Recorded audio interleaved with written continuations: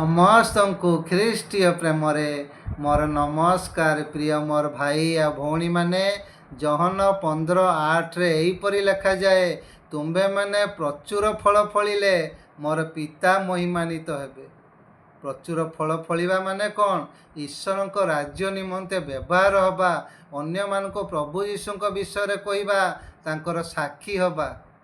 କିନ୍ତୁ ଆମେ ଭୟ କରୁଛେ, ଆମେ ଅନେକ ବିଷୟ ଆମେ ଚିନ୍ତା କରୁଛେ। ପ୍ରଭୁ ଯୀଶୁ କହିଲେ, ତୁମେ ଭୟ କର ନାହିଁ, ସେହି ରାଜ୍ୟ ଦେବା ପାଇଁ ମୋର ପିତାଙ୍କର ଅଭିମତ। ହାଲେଲୁୟା। ଆମେ ଭୟ କରିବାନି, ଅନ୍ୟମାନଙ୍କ ପ୍ରଭୁ ଯୀଶୁଙ୍କ ବିଷୟରେ କହିବା, ଅନ୍ୟମାନଙ୍କ ପାଇଁ ପ୍ରାର୍ଥନା କରିବା। ପ୍ରଭୁ କହିଲେ, ସ୍ୱର୍ଗ ଓ ପୃଥିବୀର ସମସ୍ତ ଅଧିକାର ମୋତେ ଦିଆଯାଇଛି। ତୁମେମାନେ ଯାଅ, ସୁସମାଚାର ପ୍ରଚାର କର ସମସ୍ତଙ୍କୁ। ପ୍ରେଜ୍ ଦ ଲର୍ଡ।